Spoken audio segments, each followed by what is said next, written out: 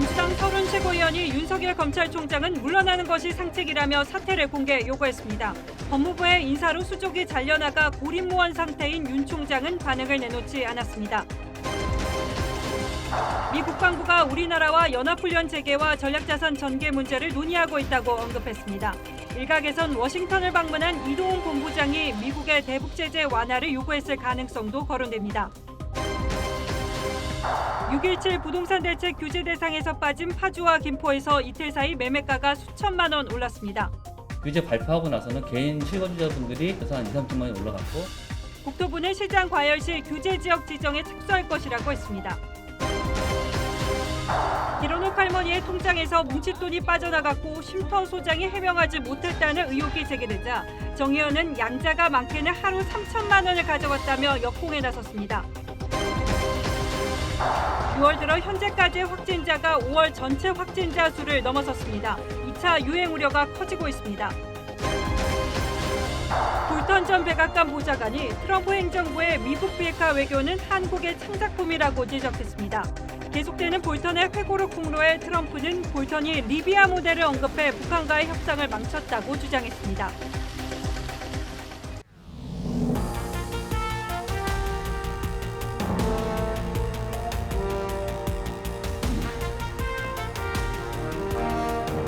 여러분 안녕하십니까? 뉴스9의 신동욱입니다. 더불어민주당 최고위원인 서른 의원이 윤석열 검찰총장이 물러나야 한다고 주장했습니다. 그동안 윤 총장의 거취 문제가 여당 내에서 일부 거론되긴 했습니다만 지도부에서 그것도 이렇게 직접적으로 언급한 건 이번이 처음입니다. 설 최고위원은 검찰총장이 임기가 있기는 하지만 이대로 계속하는 건 국민에 대한 도리가 아니라고도 했습니다. 검찰총장이든 누구든 임기가 있다고 해서 그 임기를 반드시 채워야 하는 건 물론 아닐 겁니다. 하지만 윤 총장이 취임 후 살아있는 권력을 수사하면서 여권과 끊임없이 갈등을 빚어온 사실을 돌이켜보면 왜 이런 주장이 공개적으로 나오는지 이해하기는 어렵지 않습니다. 현 정권의 도덕성과 관련 있는 사건 여러 건이 아직도 검찰 손에 있다는 사실도 주목할 필요가 있습니다. 최원희 기자가 먼저 보도하겠습니다. 더불어민주당 서른 최고위원이 기자들과 만나 윤석열 검찰총장의 사퇴를 공개적으로 압박했습니다. 나라면 물러가겠다고. 임기를 좀 보장해야 되는 거 아닌가요? 임기 보장하고 상관없이 갈등이 이렇게 일어나면 물러가는 게 상책이라고 하죠. 설 최고위원은 앞서 한 라디오 인터뷰에서도 장관과 각을 세우는 건 잘못된 것이라며 조만간 결판을 지어야 한다고 했습니다. 민주당 지도부에서 윤 총장의 거취 문제를 직접 제기한 건 이번이 처음입니다. 박주민 최고위원은 한명숙 전 총리 사건 감찰 무마 의혹과 관련해 윤 총장에게 책임을 물을 수도 있다고 했습니다. 윤석열 총장에게 책임을 물을 수도 있다라고 하는 이야기로 연결이 될 수가 있거든요. 이거는 어떻게 봐야 되는 겁니까? 만약에 과정에 문제가 있다면은 책임을 물을 수. 민변 출신의 김용민 의원도 법무부와 검찰의 충돌이 아니라 검찰이 법률을 어긴 것이라며 윤 총장을 겨냥했습니다. 통합당은 임기가 2년으로 정해진 검찰총장을 왜 흔드냐고 비판했습니다. 민주당은 서른 최고위원 발언이 개인 의견이라고 선을 그었지만 권력 핵심이 연루된 사건들을 수사해온 검찰총장의 사퇴를 요구한 건 선을 넘었다는 지적이 나오고 있습니다. TV조선 최원입니다. 윤석열 총장이 이런 주장에 대해서 공개적인 대응을 한 적은 없습니다. 공개적으로 대응할 성격의 문제도 아닐 겁니다. 하지만 최근 여러 경로의 취재를 종합해보면 이런 공세에 상당한 심적 압박을 받고 있는 건 분명해 보입니다. 추미애 법무장관과의 갈등도 업무 추진에 상당한 장애가 될 수밖에 없는 상황인데 다음 주 추 장관과의 만남에서 어떤 얘기가 오갈지가 또 관심입니다. 윤 총장은 오늘 저녁 수도권 검찰청의 간부들과 만찬을 하는 등 내부 결속에 들어간 것으로 알려졌습니다. 이어서 이재중 기자가 보도합니다. 대검찰청은 오늘 별도의 입장문 없이 침묵을 지켰습니다. 하지만 검찰 출신 법조계 인사들은 여권의 사퇴 압박에 대한 불편한 기색을 숨기지 않았습니다. 한 대검 간부 출신 변호사는 한명숙 전 국무총리 사건 감찰 논란에 대해 업무 절차를 정확히 모르는 일부 간부들이 오해에서 비롯된 일이라고 일축했습니다. 또 다른 법조계 인사는 검찰총장 사퇴 주장은 그쪽 이야기일 뿐이라고도 했습니다. 추미애 법무장관이 한 전 총리 진정 사건에 대한 지휘권 행사 가능성을 거론하면서 대검 감찰부와 서울중앙지검 간 관할권 충돌 가능성도 거론됩니다. 감찰부장을 외부 인사로 해서 잘한 것이다라고 명분을 삼아놓고 그것을 회피함으로써 스스로 무력화시키는 시정이 돼야 된다라고 생각하고요. 윤석열 검찰총장은 추 장관 발언에 대해 따로 언급하지 않은 것으로 전해졌습니다. 수도권 검찰청 일선 간부들과의 만찬 간담회를 갖는 등 공식 일정도 그대로 소화했습니다. 한 전 총리 사건 관련 참고인 한모 씨에 대한 대검 감찰부 조사를 허용하는 것을 검토 중입니다. 추 장관과 윤 총장은 오는 22일 문재인 대통령 주재 6차 공정사회 반부패 정책협의회에서 대면합니다. TV조선 이재중입니다. 문재인 대통령이 남북관계 악화에 책임을 지고 물러나겠다고 한 김현철 통일부 장관의 사표를 수리했습니다. 당장 관건은 후임 통일부 장관만 찾아서 임명할 것인지 아니면 외교 안보라인 전면 쇄신으로 인사의 폭을 넓힐 것인지 하는 겁니다. 이번 인사의 규모와 후임들의 면면을 보면 앞으로 남북관계를 어떻게 가져갈 것인지 윤곽도 드러날 것으로 보입니다. 이번 주말 청와대의 고민이 클 것 같습니다. 김복원 기자가 청와대에서 흘러나오는 여러 기류들을 종합해드리겠습니다. 문재인 대통령은 사표 수리에 앞서 어제 김현철 장관과 만찬을 했습니다. 주어진 권한에 비해 짊어져야 하는 짐은 너무나 무거웠습니다. 청와대는 추진력 있는 정치인 장관을 염두에 두고 후임 인선에 착수했습니다. 임종석 전 비서실장과 이인영 의원이 거론되는 상황에서 서호 차관의 승진 기용 가능성도 거론됩니다. 임 전 실장과 이 의원 모두 통일부 장관에 관심이 있는 것으로 전해졌습니다. 법여권에선 이번 기회에 부총리급으로 격상시켜야 한다는 의견도 나왔습니다.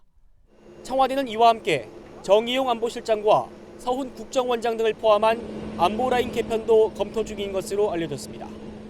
현 정부 남북관계에 깊숙이 개입했던 서훈 원장은 정 실장 후임 1순위로 거론돼 왔지만 남북 경색 국면이 변수가 될 수 있습니다. 여권 일각에선 전면적인 개편보단 통일부 장관만 임명하는 원포인트 인사 가능성도 거론됩니다. 한 번 쓴 참모는 최대한 명예롭게 내보내려 한다는 문재인 대통령의 인사 스타일을 보면 경질로 입힐 수밖에 없는 외교안보라인 전면 개편이 당장에 있긴 힘들 거란 관측도 있습니다. TV조선 김복원입니다. 북한의 남북연락사무소 폭파 이후 미국에서는 강력한 대북 억지력이 필요하다는 주장이 연일 나오고 있습니다. 이 상태를 방치하면 결국 북한의 도발이 미국 쪽으로 향할 거라고 판단하고 있기 때문입니다.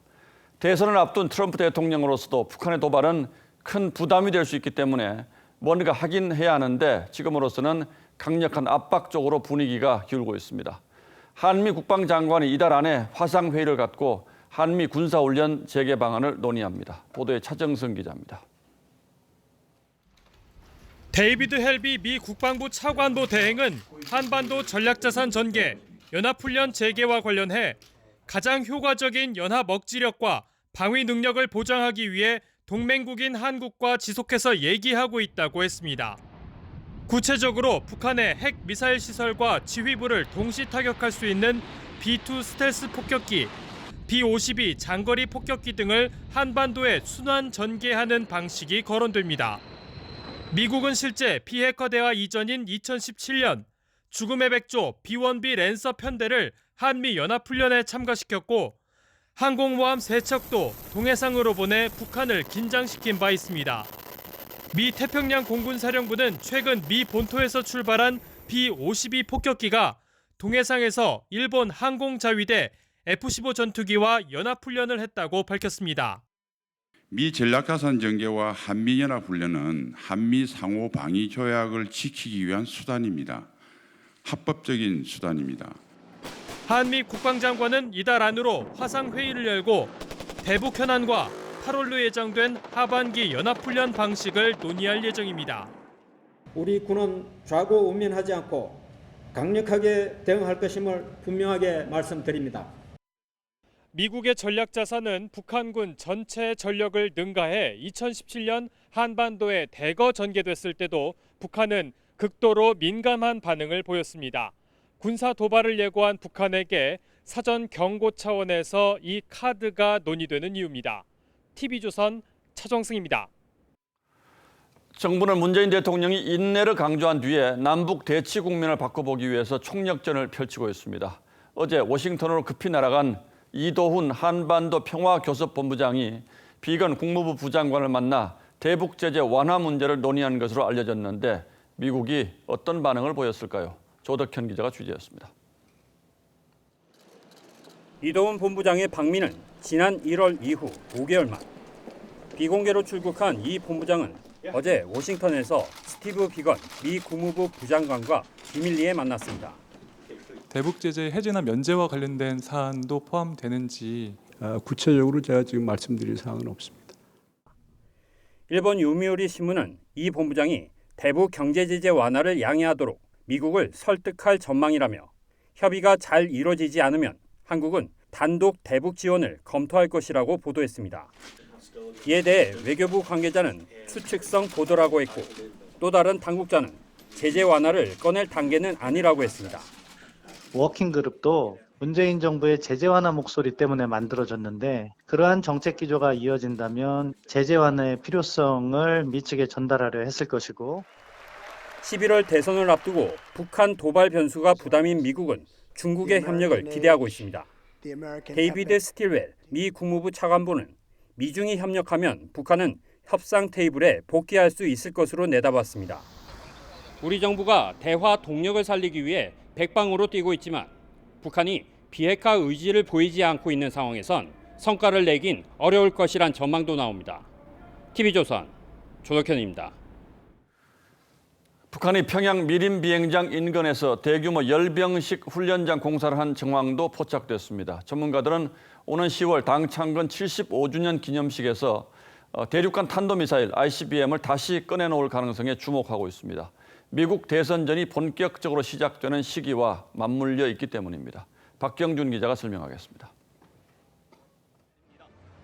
2018년 9월 북한은 정권 수립 70주년을 맞아 대규모 열병식을 진행했지만 평화 분위기 속에서 미국을 겨냥한 ICBM은 등장하지 않았습니다.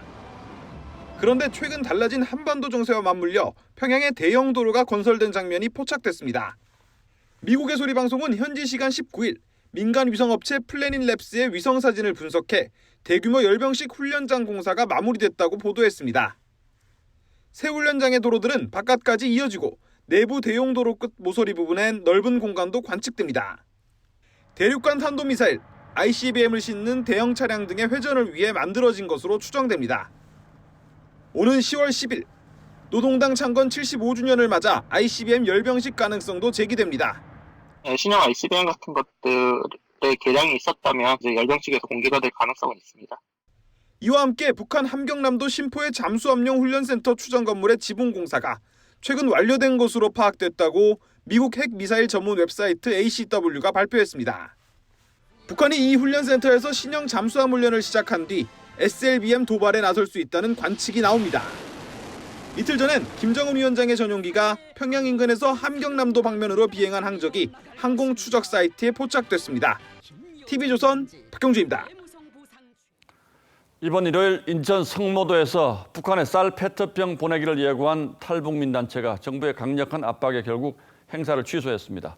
민감용 경찰청장은 가용 인력을 총동원해서 막겠다고 했는데 행사 취소 선언에도 불구하고 돌발 상황에 대비해서 병력은 그대로 두겠다고 했습니다. 백연상 기자입니다. 탈북민 단체를 향한 적경 지역 주민들의 우려 표명에 이어 정부 여당은 한 목소리로 강경 대응 방침을 강조했습니다. 위법 행위를 반복하는 이들의 동기나 자금 출처에 대해서도 조사할 필요가 있습니다. 적경 지역 경찰 관서에 비상 경계령을 발동하여 가용 가능한 경찰력을 총동원하고 오는 21일 인천 강화군 성모도에서 쌀 페트병 띄우기 행사를 예고했던 탈북민 단체는 결국 행사 취소를 선언했습니다. 북한 김정은과 김여정의 협박으로 우리 국민들이 불안해하니 행사를 잠정 보류한다고 밝힌 겁니다. 미래통합당 하태경 의원은 오늘 하루의 상황에 대해 결론은 동의하지만 과정은 동의할 수 없다고 했습니다. 이 시기에 민간단체도 자제하는 것은 필요하지만 그분들을 범죄단체에 취급하는 것은 정부의 관리 방식이 아주 잘못된 겁니다. 경찰은 혹시 모를 돌발 상황을 대비해 파주 일대에 배치한 10개 중대 800여 명의 경력을 당분간 유지하기로 했습니다. TV조선 백연상입니다. 한국과 미국이 더 자주 만나서 북한 비핵화와 제재 문제를 논의하기 위해서 한미 워킹그룹이라는 걸 만들었습니다. 재작년 11월이었으니까 이제 1년 반 정도가 되었죠. 그런데 북한은 이 협의체가 영 불편했던 모양입니다. 남북 관계 악화의 원인으로 한미 워킹그룹을 지목했고 우리 여권 일각에서도 이런 비슷한 주장들이 나오고 있습니다. 먼저 관련 발언부터 들어보시겠습니다. 한미 실무그룹이라는 것을 덥석 받아물고 사사건건 북남 관계의 모든 문제를 백악관에 섬겨바치고 남북 관계에 있어서 걸림돌로 작용한다. 워킹그룹을 해체하거나. 자, 윤슬기 기자. 네. 제가 간단하게 소개를 하긴 했습니다만 이 한미 워킹그룹 이건 뭐 하는 데입니까? 네, 지난 2018년 11월 한미가 이 남북 관계와 대북 제재 조율을 위해 만든 회의체인데요. 이도훈, 스티븐 비건을 각각 수석 대표로 하고 청와대, 통일부, 백악관, 재무부 등의 주로 국장급 실무진들이 현안 때마다 회의를 엽니다. 그러니까 예를 들어서 우리가 북한을 좀 돕고 싶은데 이게 국제사회의 대북 제재와 상충되는 건 없는지 미국 실무 당국자들하고 만나서 협의하는 이런 자리라는 거죠? 네, 그렇습니다. 자, 그런데 이게 왜 남북 관계를 해쳤다는 거죠? 일각에서는 이 개성공단과 금강산 관광, 철도 연결 사업을 비롯해 독감 치료제인 타미플루 같은 인도적 지원까지 미국이 제동을 걸었다는 주장이 나옵니다. 예. 이 워킹그룹을 통해 가지고 미국이 이 남북관계에 좀 더 속도를 못 내도록 하는 그런 향이었어. 그런 것을 했다는. 그런데 저희가 취재한 정부 당국자는 우리가 신청한 남북협력사업 10여 건에 대해 미국이 한 번도 퇴짜를 놓지 않았다고 했습니다. 또 타미플루의 경우 북한이 한국 언론에서 환각작용 같은 부작용이 있다는 보도를 받다며 샘플을 가져가더니 우리가 준다고 하자 북측이 소식이 없었다고 했습니다. 자, 주장이 좀 엇갈리는군요. 이렇게 네. 뭐 오해만 일으키는 협의체라면 해체하면 되지 않습니까? 협의체를 해체하고 필요할 때마다 협의를 하는 것도 한 방법이지만 그렇게 되면 우리나라가 국제사회의 대북 제재 공조를 피하려 한다는 오해를 살 수 있습니다. 이 오해가 한미 공조 약화로 이어질 수도 있고 또 경제적 파장이 올 수도 있는데요. 전문가 얘기 들어보실까요? 워킹그룹을 깨고 독자적으로 북한과 경제협력을 하기 시작하면 우리 경제는 미국의 세컨더리 보이콧의 대상이 될 수 있어요. 그러면 가뜩이나 어려운 한국 경제에 치명타를. 이런 이유로 여권 내부에서도 신중론이 만만치 않습니다. 한반도 평화를 위한 디딤돌로 한미 워킹그룹을 삼는 그런 계기로 만들려는 노력이 필요할 것입니다. 자, 그러니까 북한 비핵화 문제를 다루는데 북한과의 관계를 우선시하느냐 아니면 미국과의 관계를 우선시하느냐 이런 시각의 차이인 것 같은데 이건 좀 더 슬기롭게 극복할 필요가 있겠군요. 네. 예, 윤슬기 기자 잘 들었습니다.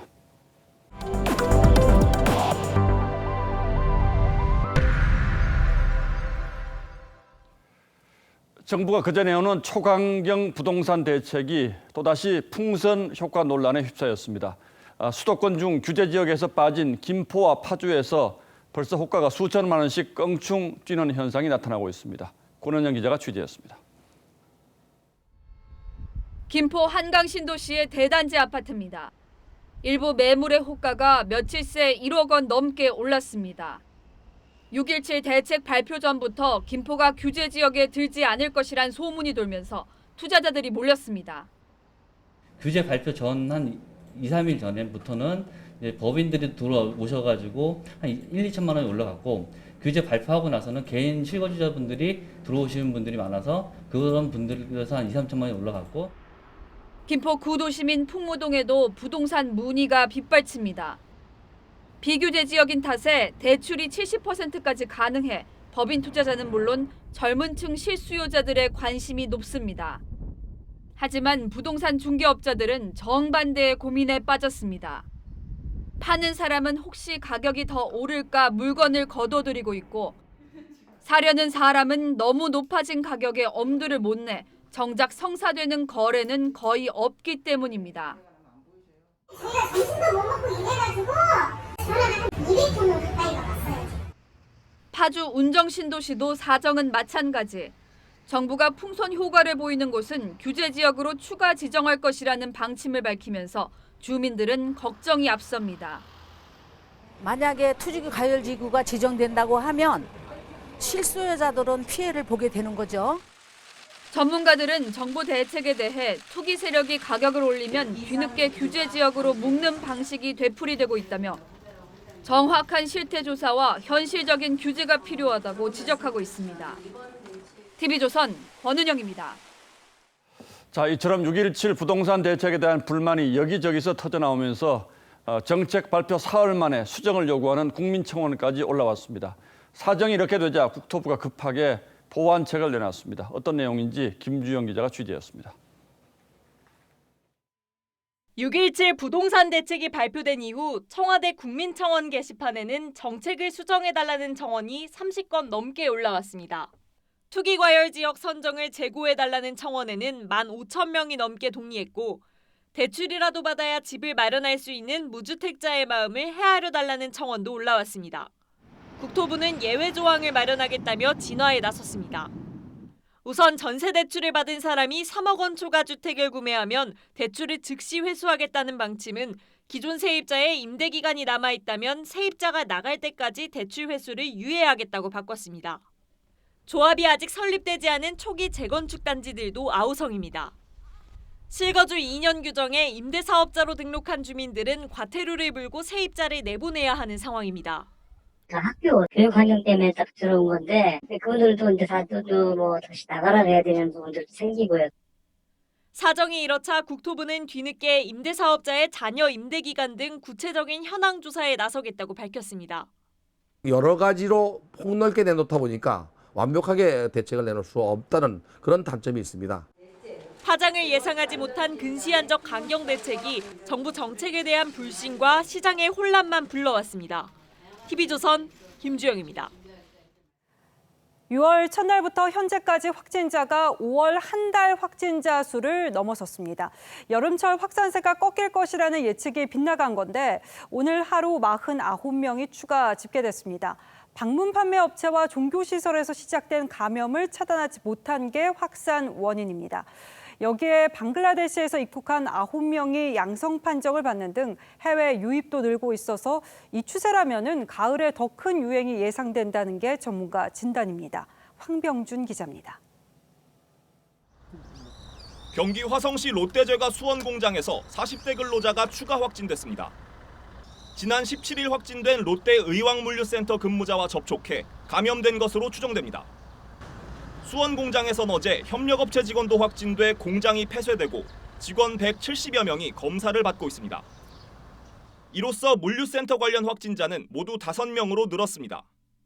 서울의 구로 예스병원에선 55살 입원 환자가 확진받았는데 대전 시민인 이 환자가 다단계 업체 관련 확진자와 접촉한 것으로 파악됐습니다.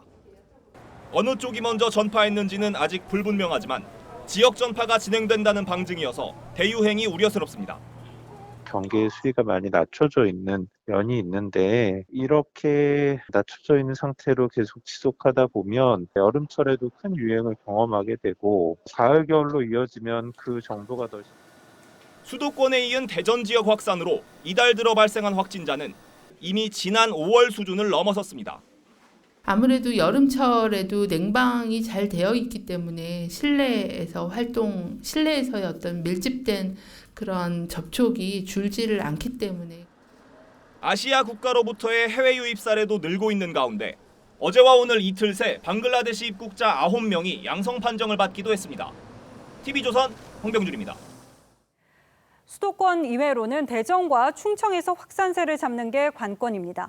닷새 만에 확진자가 29명으로 는 건데요. 이 미등록 다단계 업체에서 시작된 확산세가 찜질방, 이 카페 등 사람이 많이 모이는 시설을 매개로 번지고 있었습니다. 김다로 기자입니다.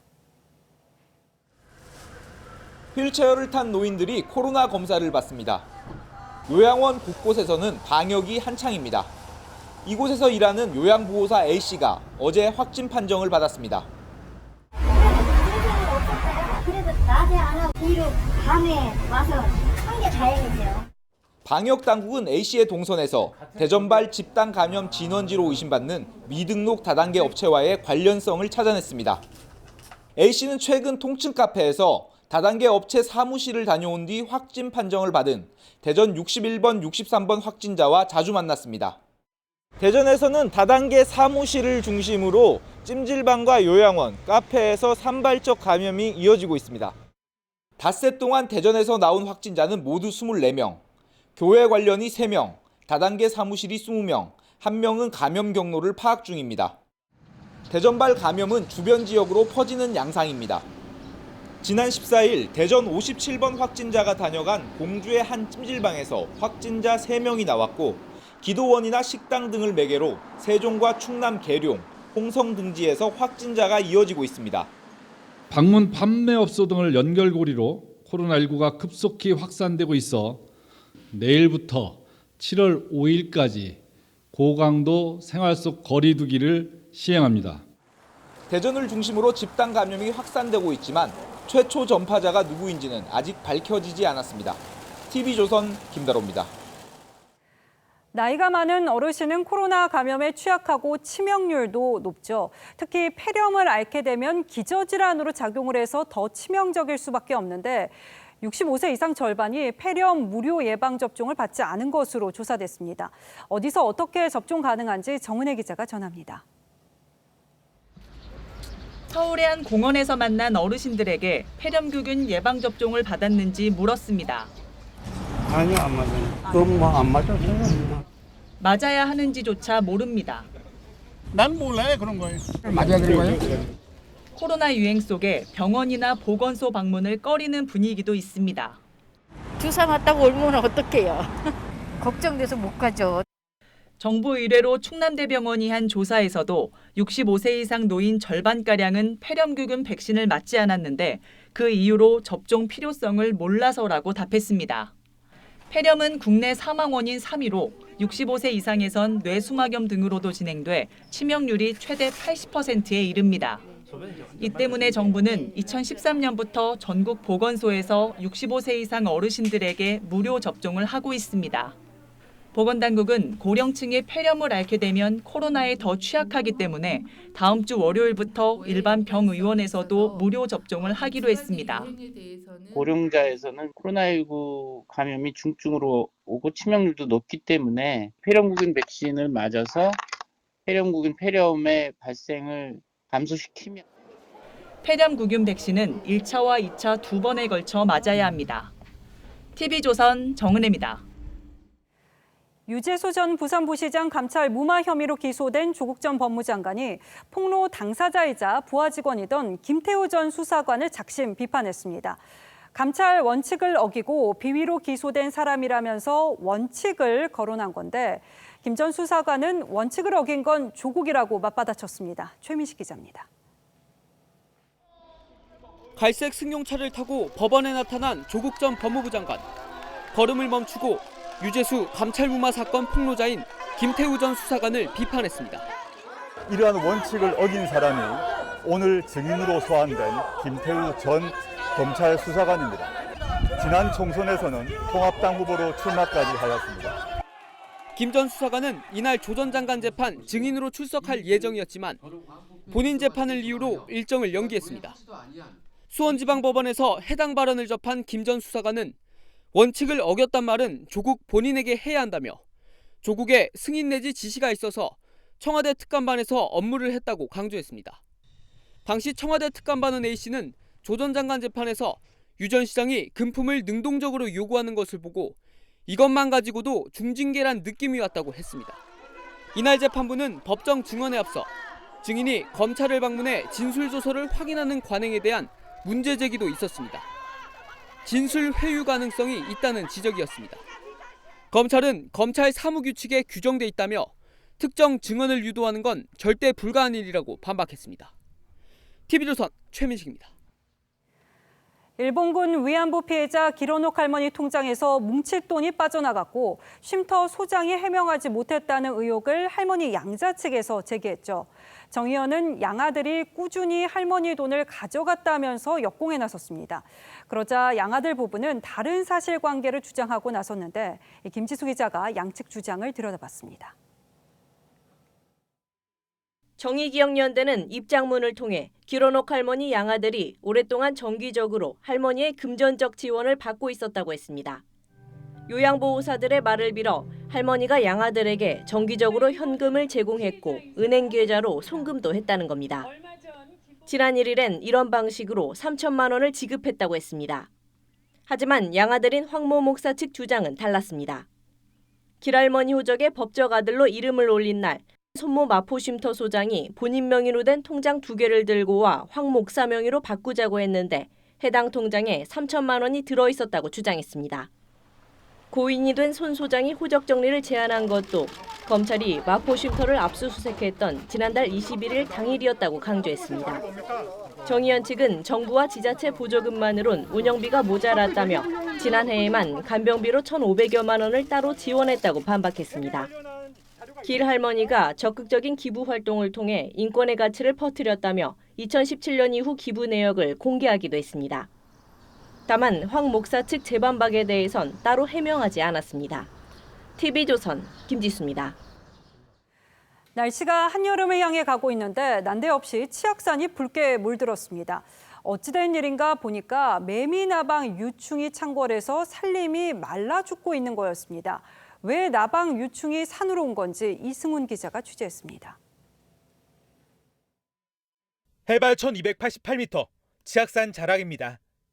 마치 단풍이 든 것처럼 산 능성이 온통 붉게 물들었습니다. 가까이 가보니 나뭇가지가 온통 앙상하게 말랐습니다.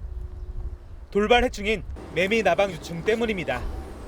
어른 손가락만한 애벌레가 잎을 갉아먹으면서 나무마다 이렇게 제대로 된 잎을 찾아보기 어려울 정도입니다.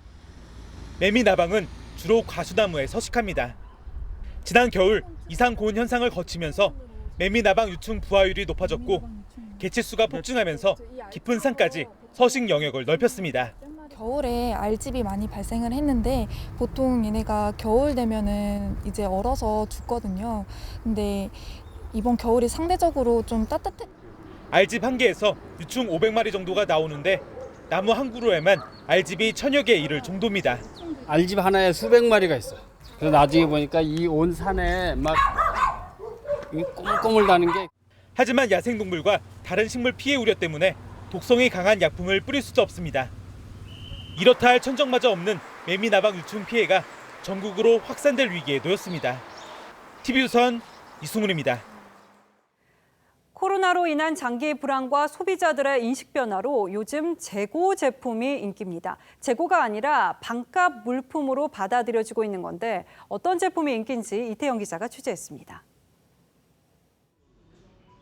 경기도의 한 대형 매장. 여느 매장 같지만 모두 재고나 반품된 리퍼 제품을 파는 곳입니다. 처리 지난 상품을 정가의 절반 정도 가격에 살 수 있어 가성비를 찾는 소비자들에게 인기입니다. 최신형 노트북과 가구, 일반 생필품은 물론 백화점에서 볼 수 있는 명품 가방과 리퍼 자동차 등 품목을 가리지 않습니다. 어떤 물건은 거의 80% 이상도 싼 것도 있고 그래서 잘만 이용하면 저렴하게 잘 사용할 수 있을 것 같아서 자주 이용하는 편이에요. 코로나19로 소비가 위축되면서 유통업계는 재고품과 전쟁 중입니다. 지난해 685개 상장 기업이 보유한 재고는 100조 원에 육박해 전년보다 10% 늘었습니다. 반면 재고 쇼핑 업체의 매출은 코로나 전보다 20%나 늘었습니다. 불황이 장기화되면서 아무래도 이전보다는 조금 재고 제품이라든지 2월 제품 또는 중고 제품에 대한 선호도가 높아지고 있고요. 위기를 겪고 있는 면세업계도 코로나 극복을 이유로 면세품 판매가 일시적으로 허용되면서 활로를 찾았습니다. 신세계는 장기 재고 명품을 국내에서 판매 3시간 만에 대부분을 팔았습니다. 다음 주부터는 롯데와 신라 면세점도 400억 원 규모의 재고 면세품을 시중에 풀 전망입니다. TV조선 이태용입니다. 다음 뉴스입니다. 미래통합당이 당명을 바꾸기 위한 준비에 나선 것으로 확인됐습니다. 김종인 비대위원장이 당내 의견을 수렴 중인 것으로 알려졌는데 김 위원장의 생각은 미래, 통합, 자유같이 기존에 많이 쓰던 단어들을 당명에서 모두 빼겠다는 것이라고 합니다. 대신 사회적 약자와 청년을 포용하는 상징성 있는 당명을 찾고 있다고 합니다. 이태희 기자의 단독 보도입니다. 김종인 위원장은 총선을 앞두고 급조된 미래통합당 당명을 바꿔야 한다는 입장입니다. 상품이 나쁘면은 상표도 바꿀 수밖에 없어요. 물건이 안 팔리면 그게 뭐 당연한 얘기지 뭐. 김 위원장은 TV조선 취재진과 만나 요즘 의원들에게 새 당명에 대한 의견을 묻고 있다고 했습니다. 미래나 통합은 물론 자유 등 과거를 연상케 하는 단어는 안 쓰겠다는 뜻을 분명히 했습니다. 김종인 비대위가 약자와의 동행을 당 쇄신 기조로 내세우고 있는 만큼 포용적 가치를 내포한 당명이 정해질 가능성이 큽니다. 통합당은 이와 함께 오는 22일 청년 조직 개편안을 발표할 예정입니다. 김 위원장은 청년들이 별도의 지도부를 선출하고 중앙당에 쓴소리를 하는 독일 기민당 내 청년 조직 영유니온을 모델로 삼고 있습니다. TV조선 이태희입니다. 존 볼턴 전 백악관 안보보좌관의 회고록이 연일 워싱턴 정가를 뒤흔들고 있습니다. 이 가운데는 한국 관련 부분이 적지 않은데 볼턴 전 보좌관은 북한과의 비핵화 협상은 한국의 창조물이라고 했습니다. 이게 무슨 뜻일까요? 그리고 무엇보다 트럼프 대통령은 비핵화 협상을 사진 찍기용 이벤트로만 생각했다고 주장한 점이 흥미롭습니다. 볼턴의 주장대로라면 하노이 노딜은 예정된 수순이었다는 결론이 나옵니다. 홍혜영 기자가 보도합니다. 트럼프와 김정은의 만남, 이건 트럼프의 재선을 위한 쇼에 불과했다고 볼턴은 회고록에 적었습니다. If he thought he could get a photo opportunity with Kim Jong-un at the demilitarized zone in Korea, there was considerable emphasis on the photo opportunity and the press reaction to it. 트럼프는 싱가포르 회담을 필사적으로 원했다면서 자신을 홍보할 무언가가 필요했기 때문이라고 볼턴은 주장했습니다. 볼턴은 비핵화 협상을 스페인 춤에 비유하며 협상은 한국의 창조물이었다고 밝혔습니다. 이 때문에 미국의 이익에 입각한 진지한 전략보다는 한국의 통일 어젠다에 치우쳐 있었다는 겁니다. 트럼프는 볼턴이 리비아식 해법을 꺼내는 바람에 미북 관계가 꼬였다고 반박했습니다. 리비아의 카다피는 핵포기를 선언한 뒤 살해당해 북한이 극도로 싫어하는 사례입니다. 트럼프는 김정은은 미사일처럼 분통을 터뜨렸고 그것은 당연하다고 했습니다. 트럼프는 볼턴의 회고록을 어떻게든 막고 싶어 합니다. Terrible thing that he did, but he broke the law. Very simple. I mean, as much as it's going to be broken, this is highly classified. 현지 언론들은 트럼프 탄핵 공방 때 침묵하던 볼턴이 이제 와서 책 파는 데만 혈안이 됐다며 두 사람을 싸잡아 비난했습니다. TV조선 홍혜영입니다. 볼턴 회고록의 제목은 그것이 일어난 방 백악관 회고록입니다. 여기엔 북한과의 비핵화 협상 비사뿐 아니라 트럼프 대통령에 대한 또 다른 핵폭탄급 폭로들이 여러 가지 담겨 있습니다. 그중 일부 내용이 미리 흘러나오면서 큰 파장을 일으키고 있는 건데 오늘의 포커스는 워싱턴을 뒤흔들고 있는 볼턴 회고록에 맞췄습니다. I don't think he's fit for office. I don't think he has the competence to carry out the job. 트럼프 대통령을 사정없이 깎아내리는 존 볼턴 전 백악관 안보보좌관. 지난해 9월 트럼프 대통령으로부터 트위터로 경질당하는 수모를 겪었죠. John Bolton's priorities and policies just don't line up with the president's. 그런 그가 회고록을 들고 9달 만에 나타난 겁니다. 592페이지에 이르는 회고록에는 그가 백악관에서 목격한 트럼프 대통령의 민낯을 폭로하는 내용이 담겼죠. 시진핑 주석에게 중국의 미국산 농산물 수입이 선거에 중요하다며 재선을 구걸했다는 대목부터 중국이 위구르족 강제 수용소를 짓는 이유에 대해 트럼프 대통령이 맞장구를 쳤다는 내용도 담겨 충격을 줬죠. 트럼프의 최측근 폼페이오 국무장관이 자신에게 트럼프는 완전 거짓말쟁이라는 쪽지를 건넸고 북미 외교가 성공할 확률이 제로라고 말했다는 폭로도 담겼습니다. 트럼프 탄핵을 추진했던 낸시 펠로시 하원 의장은 즉시 트럼프에 대한 비난 수위를 높였습니다. President Trump is ethically unfit and intellectually unprepared to be president. 반면 백악관 측근은 경질에 대한 보복이라며 회고록을 리벤지 포르노라고 평가절하했습니다. Big lie Bolton, it's book deal Bolton. He's doing it for the money. That's pretty clear. 폼페이오 장관도 나도 그 방에 있었다는 성명을 내고 볼턴을 미국을 해친 반역자라고 비난했습니다.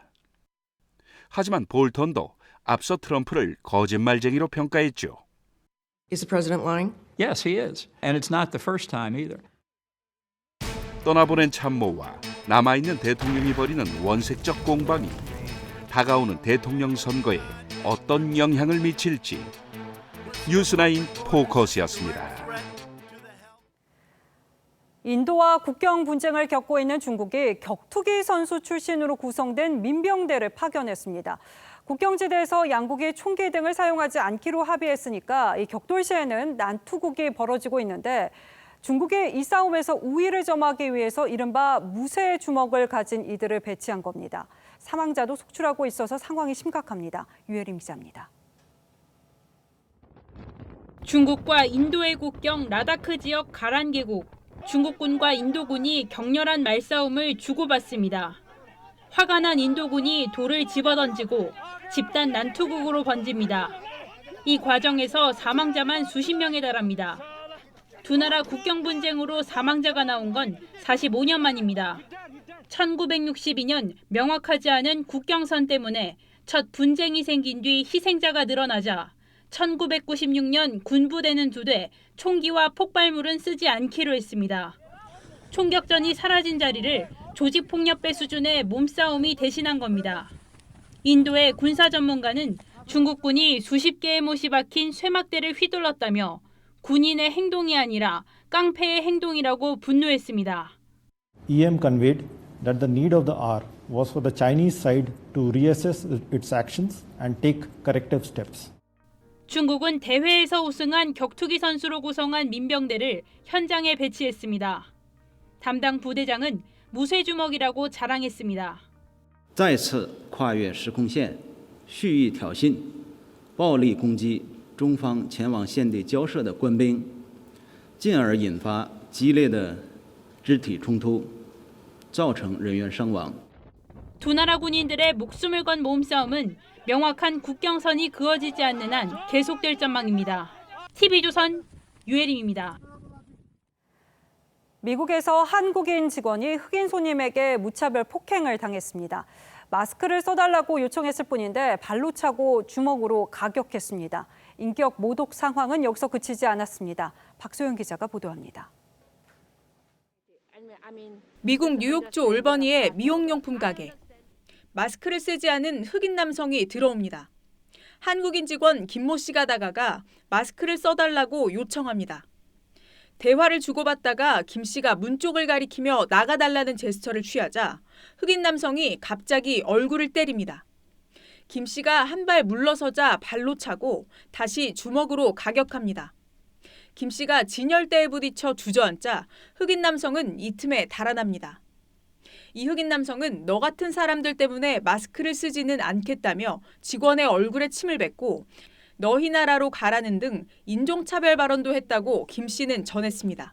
I asked him wear the mask, but he ignored me and come in. He spit on my face and 김 씨는 코뼈가 부러져 치료를 받고 있습니다. 현지 경찰은 CCTV 영상을 바탕으로 범인을 추적하고 있습니다. TV조선 박소영입니다. 시간이 흐르면 미술 작품도 손상을 입기 마련인데 보존 과학을 통해서 미술품이 치유되고 있습니다. 마법 같은 현장을 임서인 기자가 다녀왔습니다. 곳곳이 갈라져 생긴 하얀 상처가 적나라하고 먼지로 오염돼 누래졌던 그림이 클리닝과 매움 등 보존 작업의 손길로 되살아났습니다. 지금은 건강한 모습으로 관객 앞에 선 니키드 생팔의 검은 나나도 아팠던 과거가 있습니다. 상처투성이었던 작품을 되살리는 건 다름 아닌 보존과학의 영역. 여러 가지 이유로 손상을 받고 다치게 되는 상황이 발생하는데요. 보존과학자는 그런 미술품들을 치유하고 생명을 연장하는 어떤 미술품의 의사라고 생각할 수 있습니다. 엑스레이 촬영으로 풍경화에 숨은 누드화를 발견하는 등 작품의 속살까지 살피는 과학적 접근이 이뤄집니다.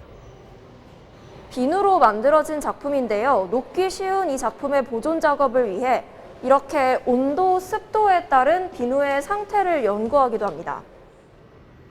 실제 보존 처리실에서는 각종 도구로 작품을 세밀하게 진단합니다. 산성이 많이 진행되면 그만큼 종이 지질이 약해져요. 모니터가 달린 현미경으로 맨눈으로 보지 못하는 미세한 섬유 해결도 살펴봅니다. 전용 측정기로 명도, 채도, 두께 등 미세한 정보도 챙깁니다. 원작의 점 하나까지 그대로 살리려는 보존과학의 치밀함으로 미술품들이 생명을 연장하고 있습니다. TV조선 임서인입니다.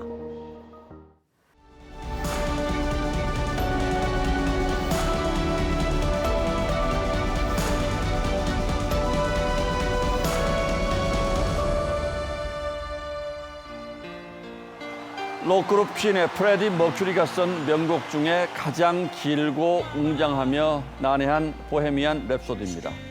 발라드, 오페라, 하드록을 종횡무진 버무리며 환희와 광기를 뿜어내죠. 그중에 압권은 모호한 가사가 뒤죽박죽 이어지는 이 오페라 파트입니다. 첫머리에 스페인 춤 판당고가 등장합니다.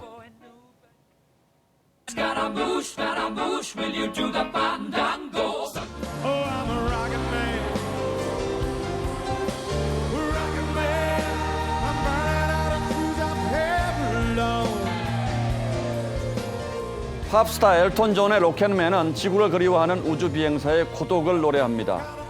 트럼프 대통령이 핵미사일 노름을 하던 김정은 위원장에게 별명으로 붙였던 바로 그 로켓맨입니다. 두 노래는 각기 프레디 머큐리와 엘톤 존의 전기 영화 제목이 된 표제곡이기도 하죠. 그리고 또 하나 공통점이 생겼습니다. 볼턴 전 백악관 안보보좌관이 폭로한 트럼프식 대북 외교의 실상을 함축하는 키워드로 판당고와 로켓맨이 떠올랐습니다. 트럼프는 엘턴 존이 사인한 로켓맨 CD를 김 위원장에게 선물하는 일에 몇 달을 집착했다고 합니다. 폼페이오 국무장관이 평양에서 김 위원장을 만나지도 못했는데 CD를 전했느냐고 물었다는 겁니다. 볼턴은 트럼프가 비핵화에는 관심이 없고 정상회담을 언론의 시선을 끄는 미디어 이벤트로만 여겼다고 했습니다. 볼턴은 또 미국의 대북 비핵화 외교가 한국의 창작품이라며 판당고라고 불렀습니다. 남녀가 구애하고 쫓아다니고 약올리고 달아나는 춤에 비유한 것이죠. 미국이 판당고에 놀아났다는 불만이 짙게 배어 있습니다. 그래도 볼턴은 트럼프가 한 말 가운데 신뢰 구축은 흩은 소리라고 한 것을 북한에 관한 가장 똑똑한 말로 꼽았습니다. 결국 트럼프가 하노이 회담을 노딜로 걷어찬 건 이미 다 아시는 일입니다. 그 후 1년 4개월이 지났고 초조한 북한이 남북 연락사무소를 폭파하는 만행을 저질렀습니다. 그런데도 민주당의 한 의원은 벌써 어게인 2018년을 외쳤고 이 기회에 평양과 서울에 연락사무소를 2개 두자는 주장도 나왔습니다. 여기서 페달을 계속 밟지 않으면 넘어질지 모른다는 강박관념 때문인지는 모르겠습니다만 그래도 이건 너무한 겁니다.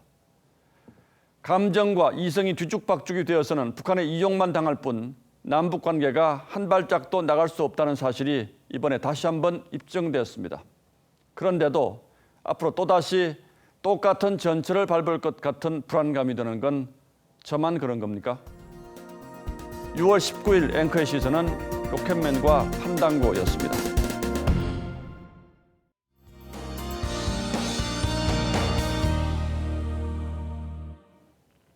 주말에도 30도 이상의 더운 날씨가 이어지겠습니다. 서울 한낮 기온 살펴보시면 토요일은 30도, 일요일은 31도까지 오르겠습니다. 한편 요즘 국내 여행객들이 늘고 있다는데요. 동해안 쪽으로 가시는 분들은 선선한 날씨 느끼실 수 있겠습니다. 바람이 불면서 대체로 25도 안팎에 머물겠습니다. 내륙 지역에서는 갑작스런 소나기에 대비하셔야겠습니다. 오후부터 밤 사이에는 우산을 챙겨 다니시는 게 좋겠고요. 충북과 경북 지역에서는 우박이 떨어질 가능성도 있습니다. 날이 덥고 습하다 보니 식중독 가능성이 높아지고 있습니다. 코로나19와 더불어 식중독 예방에도 신경 쓰셔야겠고요. 한편 세차는 좀 보류하시는 게 좋겠습니다. 소나기 소식도 있지만 다음 주에는 본격적인 장마도 시작됩니다. 참고하시면 좋겠습니다. 날씨였습니다. 예, 6월 19일 금요일 뉴스9은 여기서 모두 마치겠습니다. 시청해주신 여러분 고맙습니다.